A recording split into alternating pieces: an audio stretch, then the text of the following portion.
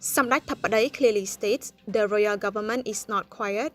The army is at its original location. Please trust in the action of the royal government. Prime Minister Samdech Thipadei Clearly stated this afternoon of September 9th that there has been a lot of discussion on social media on certain topics, including raising some questions causing ambiguity until some individuals take advantage of them for political gain.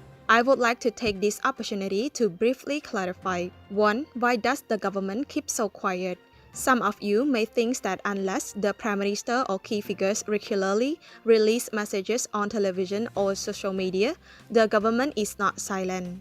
In a period of rapid change and uncertainty, ensuring the consistency of information is essential to avoid confusing the citizens. To this end, the royal government has prepared a mechanism and assigned tasks to a spokesperson group consisting of the spokespersons for the royal government, the Ministry of National Defense, and the Ministry of Foreign Affairs to carry out regular press briefings. In addition to the mechanism, relevant ministry and institutions such as the Ministry of Foreign Affairs, the Ministry of Information, the State Secretariat for Border Affairs, relevant provincial governors, etc. also regularly disseminate their key measures to keep the citizens informed. 2. Has the royal government ordered the frontline troops on the battlefield to withdraw following the ceasefire negotiations? The short answer is no. The royal government has not issued any orders to withdraw the forces following the ceasefire, and in the ceasefire negotiations, there were no conditions for either side's troops to withdraw from their positions.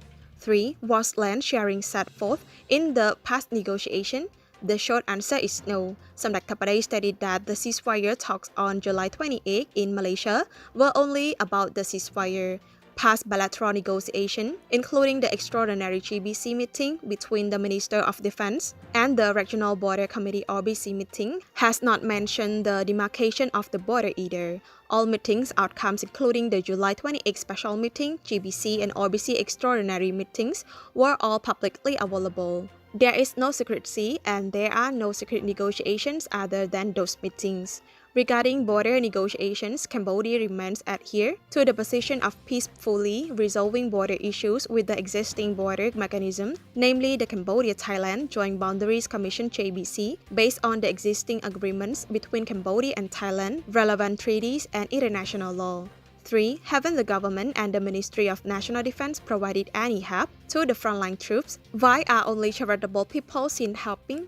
The short answer is that the royal government has never abandoned its responsibility for our brave army, national police forces, and citizens living in the areas affected by the fighting or other violations.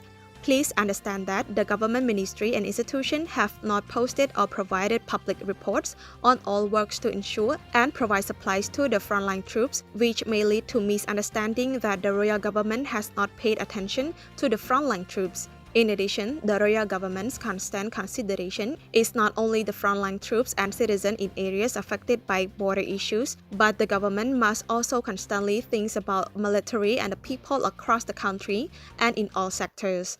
I would like to thank the Cambodian people who have a patriotic spirit and support our frontline forces by providing food, materials, and means to our frontline troops, in addition to what the government has provided.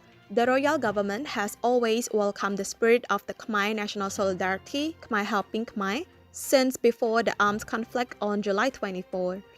This is a difficult time when we must unite and help each other to solve the problems together. I hope that the brief clarification of the above points can resolve some of the questions I have seen on social media in the past. Therefore, I ask all compatriots to trust the government, which is actively working to find solutions to the problem quickly for the greater benefits of the nation and the people, even though things are not made public and seems to be too quiet.